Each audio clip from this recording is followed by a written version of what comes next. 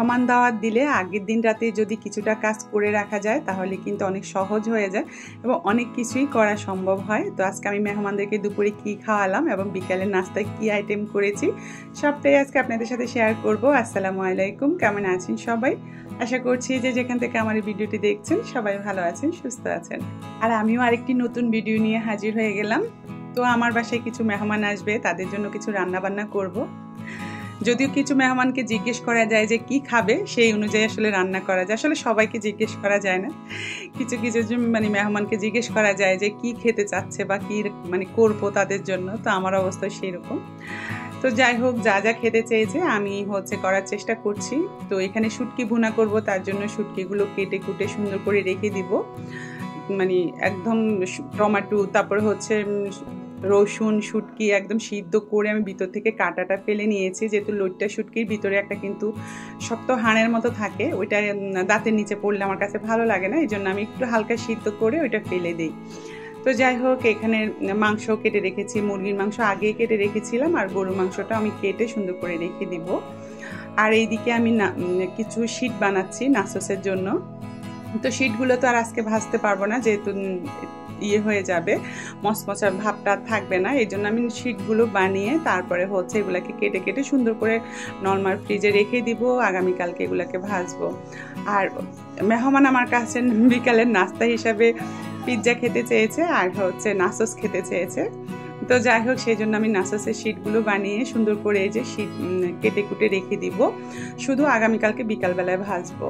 আর পিৎজারও ব্রেডটা বানানো আছে, আর শুধু উপরের যে টপিংগুলো সেগুলো আমি রেডি করে রাখবো। তাহলে বিকালবেলা শুধু আমি এগুলাকে সুন্দর করে সাজিয়ে ওভেনে দিয়ে দিলে হয়ে যাবে।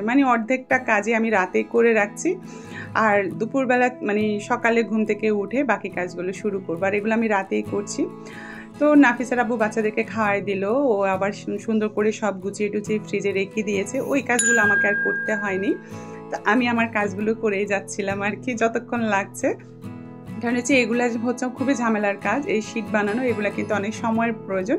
আগামীকালকে তো আমি একদমই পারবো না। আর চিকেনগুলো আমি আগে আগে করে কেটে রেখেছিলাম ছোট ছোট করে 2 ভাগেরই, সেগুলাকে আমি কিছু পিৎজার জন্য টফিংয়ের জন্য ভেজে নিয়েছি, আবার কিছু নাসোসের জন্য আমি কিছু ভেজে নিয়েছি। দুইটা 2 রকমভাবে আমি আলাদা আলাদা করে ভেজে রেখেছি। আর এখানে পিৎজা সস বানিয়ে নিলাম। আর পিৎজা সসটা সুন্দর করে আমি ফ্রিজে রেখে দিব, এই জন্য একটা কাঁচের ইয়েতে রেখে দিয়েছি। এটা থাকলেও পরেও আবার আমি ইউজ করতে পারবো। তো যাই হোক, এখানে আমি সুন্দর করে সব কিছু রেডি করে একদম যেগুলো ফ্রিজে রাখা সেগুলো ফ্রিজে রেখে দিয়েছি আর কি। আর এটা সকালবেলা উঠেই মাংসটা বসিয়ে দিলাম, যেহেতু কাটাকুটা ধোয়া ছিল, শুধু একটু যখন কলের নিচে রেখেছি বরফটা ছেড়ে গিয়েছে, তারপর বসিয়ে দিলাম। এখানে আমি বেগুনের 2 রকম আইটেম করব, একটা বেগুন ভাজা করব, আর একটা টক বেগুন করব, আচারি বেগুন যেটা সেটা করব। আর মুরগির মাংস আমি সকাল গতকালকে সকালে কেটে কুটে নাফিসের আব্বুকে দিয়ে আনিয়ে কেটে কুটে সুন্দর করে ধুয়ে রেখে দিয়েছিলাম, সেটা এখন বরফ ছাড়লে বসিয়ে দিতে পারবো। অনেকটা কাজ আমি করে রেখেছি। সবকিছু গোছানো থাকলে রান্না করতে যতটুকু সময় লাগে ততটুকুই, আর যদি গোছগাছ করে রান্না করতে যায় তাহলে কিন্তু অনেকটা সময় লেগে যায়। আর দুপুরের দাওয়াতে থাকলে সেই কাজগুলো রাতে করে রাখলেই কিন্তু অনেক সুন্দরভাবে সহজে হয়ে যায় আর কি। কেন যেন আমি আগে থেকেই আর কি একদম ভোরবেলা উঠে যে মানুষ কাজ শুরু করে দেয় সেটা আমি পারি না। আমি রাতে অনেক কাজ করতে পারি, কিন্তু এই যে ভোরবেলা উঠে কাজ করতে পারি না। আমার সবসময় সকালবেলা উঠতে উঠতে একটু দেরি করে যাতে উঠতে পারি আর কি, কোনো দাওয়াত দিলে কাউকে, সেই অনুযায়ী আমি রাতেই কাজ বেশিরভাগ শেষ করে রাখি। কারণ আমার রাতের ঘুম থেকে আমার সকালের ঘুমটা বেশি ভালো লাগে। আর আমি কাজ থাকলেও দেখা যায় আমার রাতে ঘুমাতে ঘুমাতে 2:30 3টা বেজে যায়। আবার কাজ যেদিন নাও থাকে সেই দিনও দেখা যায় মোবাইল দেখতে দেখতে আমার 2:30 3টা বেজে যায় ঘুমাতে ঘুমাতে। এই জন্য সকালবেলা একটু দেরি করে উঠতে পারলে আমার কাছেই ভালো লাগে।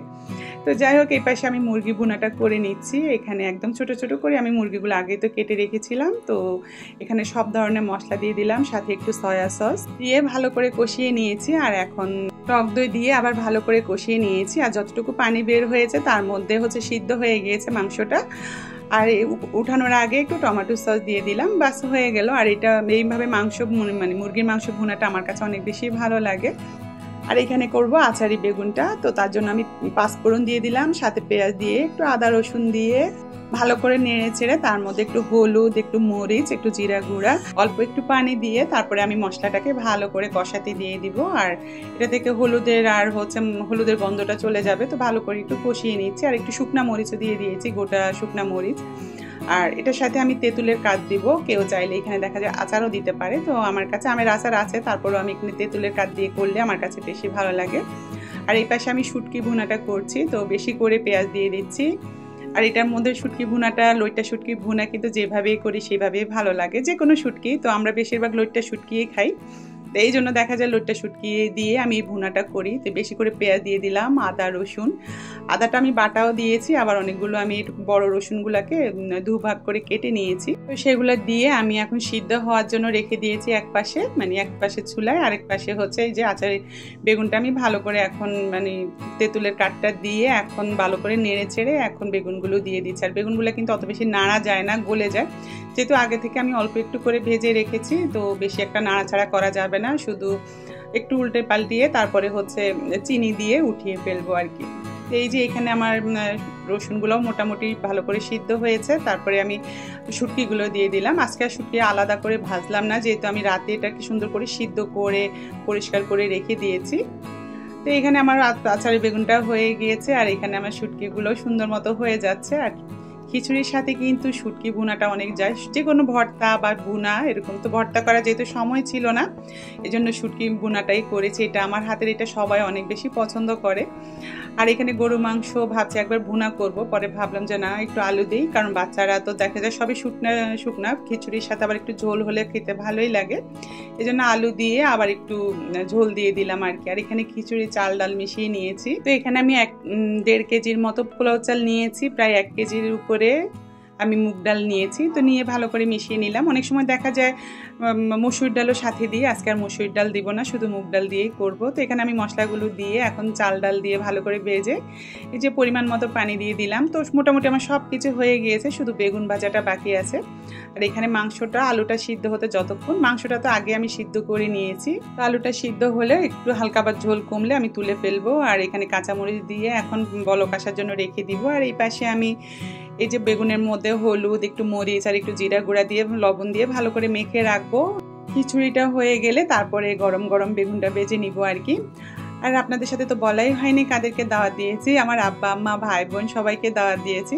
আসলে কোরবানের পরে ওদেরকে এই যে দুপুরের খাবারের জন্য দাওয়াত দেওয়া হয়নি। ওরা একবার এসেছিল বিকালে নাস্তা করার জন্য, কিন্তু এই যে খাওয়া হয় নাই। ও বারবার আমাকে খোঁটা দিচ্ছে যে তোর বাসায় দাওয়াত দাস নাই, তোর বাসায় দাওয়াত দাস নাই। তো আজকে ভাবলাম দিয়েই দিই। তো ওদেরকে বললাম পোলাও খাবা না অন্য কিছু, তো ওরা বললো খিচুড়ি খাবে। তো খিচুড়ির সাথে যা যা করার এই যে করে নিয়েছি। তো টেবিলটা আমি সুন্দর করে গুছিয়ে নিলাম। আর আব্বার খাবারটা পাঠিয়ে দিয়েছি, আব্বা খুব একটা আসতে চায় না, তো এই জন্য আব্বার খাবারটা পাঠিয়ে দিয়েছে। আম্মা হচ্ছে আব্বার খাবার সুন্দর করে দিয়ে তারপর চলে আসলো আম্মা আমাদের সাথে খাওয়ার জন্য। আর এখানে যে সব ভাই বোন চলে আসলো। তো রবিন আসার বাকি, তো ভাবলাম যে রবিন আসলে একসাথে সবাইকে খাওয়া দিয়ে দেবো। আর এদিকে নাফিসের আব্বু নাওয়াজকে খাওয়াই দিচ্ছে। এই যে আমার ইকটা পাখিটাকে দেখেন, মাশাল্লাহ। আর এখানে বিকালবেলা ওই যে নাচসের শীটগুলো আমি বেজে সুন্দর করে এখন সাজিয়ে নিচ্ছি। আর প্রাপ্তিকে আমি হচ্ছে মিনি পিৎজা সাজানোর দায়িত্ব দিয়ে দিয়েছি, সে উপরে টপিং চিজ সব কিছু দিয়ে দিবে, আর আমি হচ্ছে ওভেনে বেক করে নিব আর কি। আর আমি হচ্ছে চটপটিও করেছি। তো এই হলো আমার বিকালের নাস্তা। দুপুরের আয়োজন তো দেখালাম, এটা হলো বিকালের নাস্তার আয়োজন। তো নাচস, তারপরে পিৎজা, চটপটি তিনটাই অনেক বেশি মজা হয়েছিল, সবাই খুব পছন্দ করে খেয়েছে আজকে দুপুরের খাবারটাও আর বিকালের নাস্তাও। তো আমরা 10টা সাড়ে 10টা পর্যন্ত ওরা ছিল আমার বাসায়, তারপর সবাই চলে গিয়েছে। আজকে এই পর্যন্তই, আল্লাহ হাফেজ।